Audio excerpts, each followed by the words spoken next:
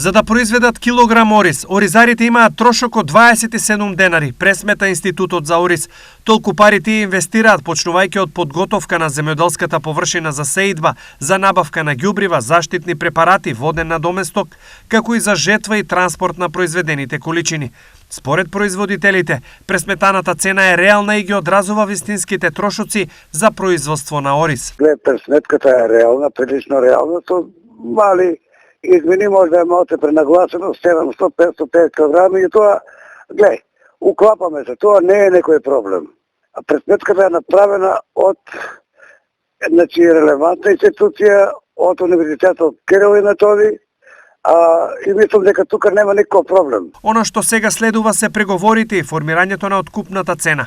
Производителите и понатаму остануваат цврсто на ставот дека арпата не смее да се продава за цена помало од 40 денари за килограм. Ние бараме 40 откупна. Субвенциите се посебна работа, како за сите култури, така и за оризот. Тука тие да не ги мешаме работи, така ли? Ке се земат сите околности у соседството, у Србија, која е цената на берзата, која е меѓународната берза и така. Што значи цени се движат таму од 1000 до 2000 евра по тон. И ние, мора некој врз база на тоа да се промени нашата цена.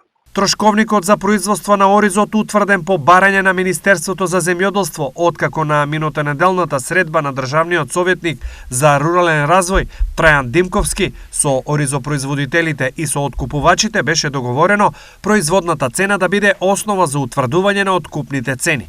На почетокот на идната недела, стручниот тим од ресорното министерство да се сретне и со представници на откупно-преработувачките предпријатија за да се постигне коничен договор околу откупните цени на арпата. Дополнително, веќе е почната постапката оризот да стане стратешка култура, со што државата ќе може да го откупува за потребите на стоковите резерви.